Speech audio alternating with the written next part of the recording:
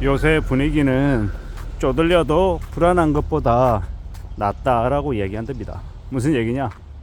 이 전세보다 월세를 더 많이 선호한다라는 거죠. 전세 포비아, 전세 사기 때문에 하도 이 겁이 많이 생겨서 이제 월세를 이제 월등히 많이 선호한다라는 이야기입니다. 어떻게 하다가 이 나라가 이렇게 되었나 좀 씁쓸한 생각이 들 정도입니다. 나라가 국민들이 안심하고 살아갈 수 있게끔 분위기를 여건들을 만들어 줘야 되는데 그러한 것들을 해주지 못하다 보니까 그냥 국민들 개개인들이 보통 사람들 개개인들이 스스로 살 궁리를 하는 겁니다. 결국 그러다 보니까 이 전세보다 월세가 월등히 이제 많아지고 있는 건데요. 이게 이제 우리의 삶을 이제 많이 바꿀 거다라고 이제 봐야 되겠습니다. 사람들이 다 알고 있다시피 지금 현재 부동산 관련해서 매매 시장은 매우 심하게 얼어붙었습니다. 이 강남 일부 지역만 뭐 신고가 행렬이라고 하는데 그것 또한 이제 최종 이제 매매가 될 때까지 등기가 될 때까지 봐야 되는 거죠. 이 계약해 놓고 잔금 안 치르고 한참 뒤에 취소해 버려도 뭐 그건 또 그때 가서 또 사람들이 관심이 없으니까요. 결국은 지금 현재 사람들이 먹고 사는 게 먼저여서 부동산 관련해서 사야 된다 뭐 이런 생각은 없는 겁니다. 대신에 이제 거주는 이제 매매가 아닌 거주는 전세든 월세든 해야 되는데 지금 워낙 분위기가 이제 예사롭지 않다 보니까 이제 함부로 이제 전세는 들어가지 않는다라는 거죠. 그게 현실이다라고 이제 봐야 될 것 같습니다. 그러다 보니까 이제 월세가 이제 사람들이 몰리고 월세는 또 이제 그에 따라서 사람들이 또 많이 몰리니까 갑자기 월세가 이제 월세 매물이 많은 것도 아니고 전세 매물은 많이 나와 있고 월세 매물은 적다. 이러면 이제 결국 이제 월세 가격이 또 올라가는 거죠. 이 대학가에 있는 원룸 가격이 또 올라간다고 하고 이제 서울이든 경기도든 이제 사람들이 많이 몰려 있는 곳은 월세 가격이 또 이제 천정부지로 올라가고 있는 것 같습니다. 결국은 이제 보통 사람들 서민들이 이제 살아가는 이제 주거 비용 부담만 이제 더 커지는 건데요. 결국 이제 이러한 분위기가 이제 앞으로 사는 삶을 더 이제 힘들게 하는 것 같습니다. 그렇지 않아도 고물가 때문에 사람들이 힘들다, 많이 어렵다라는 이야기들을 하는데 이 고물가 때문에 힘들다라는 이야기가 이제 지금으로 끝이 아니라 이제 계속 시작된다. 계속된다라는 얘기가 파다합니다. 왜냐? 한국은행의 기준금리 인하가 2.75로 내려왔지만 2025년에 또 내린다는 이야기가 파다합니다. 1.5%까지 2.25%까지 내린다는 이야기가 되게 많죠. 이 수출을 어떻게든 살리기 위해서 이 서민들의 물가 그리고 고환율은 이제 그냥 용인하겠다라고 이제 모드를 잡은 것 같죠. 꽤 우려스러운 상황입니다. 이게 지금의 모습이죠. 결국은 이제 보통 사람들 서민들에게 지금보다 더 많은 이 궁핍을 내핍을 강제 절약을 강요할 것 같습니다. 이 소비가 줄어들면 내수가 되게 많이 어려워지는데 이제 사람들 입장에서도 따로 방법이 없는 겁니다. 왜냐? 전세보다 월세 많아지고 월세 사는 사람들이 더 늘어나니 월세 부담 더 커지고 물가 오르고 월급은 제자리고 이게 이제 삼중고죠. 삼중고.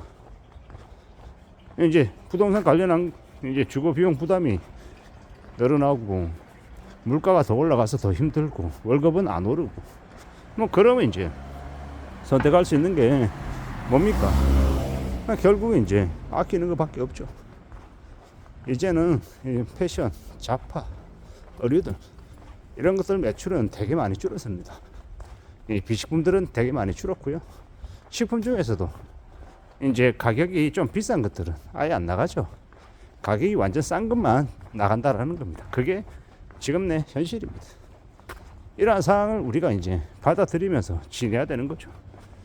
깝깝하고 빡빡하다라고 얘기하는데 많이 그러합니다. 많이 우려스럽기도 하고 결국은 이 보통 사람들이 살아가는 게 더 힘들어진다라는 걸 이제 받아들이고 살아가야 될 것 같습니다. 그래서 그래서 이제 어떻게 이제 내 이제 수입 범위, 내 생활 하는 생활비, 그리고 이제 내가 이제 쓸 수 있는 돈, 그리고 이제 기본적으로 나가는 돈, 뭐 이런 것들을 이제 다시 한번 더 계산해 봐야 되는 거죠. 하다못해 라면 가격도 950원에서 1000원 되고, 과자 가격도 뭐 100원 오르고, 뭐 이런 것들, 뭐 그거 50원 100원 오른다고 뭐 삶이 크게 뭐 바뀌냐, 구질구질하게 꼴랑 100원 50원 가지고 되게 그런다 이렇게 얘기하겠지만, 그게 그걸로 끝나는 게 아니니까요. 지하철 요금, 버스 요금, 공공요금, 기름값, 뭐 여러 가지의 것들이 줄줄이 연달아서 같이 올라가기 때문에 이제 그게 무서운 거죠. 뭐 결국 이제 한국도 누누이 말씀드리지만 일본처럼, 유럽처럼 이제 따라가는 거죠. 선진국 국민들의 이 절약하는 모습을 이제 내볼 수밖에 없다라는 겁니다. 그렇게 하지 않으면 생활이 유지가 안 되니까요. 이제 더 빡빡해지고 더 이제 막막해집니다. 그런 시대를 지금 이제 우리가 살고 있다라는 거 받아들여야 됩니다. 그러지 않으면 이제 사는 게 더 힘겨워진다라는 거죠. 참 막막하고 참 깝깝하다라는 생각들을 많이 할 겁니다. 그럴 수밖에 없죠. 두고 보자고요. 잘 헤쳐나가 보자고요. 쉽지 않은 상황이지만 그럼에도 불구하고 또 우리는 또 살아가야 되는 거고, 또 이렇게 물가 오르고 월급은 정체되어 있고 부동산 관련해서도 저렇게 시장이 어수선하고 하면 대부분의 사람들은 힘겨워하고 더 고통 속에 살겠지만, 또 현금을 모은 소수의 사람은요, 또 이번 기회에 자기가 원하는 알짜 자산을 취득하기도 합니다. 이게 이제 또 진실의 한 모습이죠. 우리가 성실하게 지내고 착실하게 자기 삶 잘 관리하고 돈 모아가면요, 그러면 기회가 온다라는 거죠. 기회가, 원하는 알짜 자산을 살 수 있는, 싸게 살 수 있는 기회가 온다라는 겁니다. 그러므로 자신의 삶을 잘 관리하고 잘 준비하고 대비하면서 나아가보자라고 말씀을 드리는 겁니다. 살아가는 지금의 시대, 지금의 현실을 잘 들여다보면 좋을 것 같습니다. 아낄 부분들 찾고 절약할 것들 찾고 여러 가지 모습을 우리가 관찰하고 목격하면서 우리에게 이루어올 수 있는 것들을 찾아내면 좋겠습니다.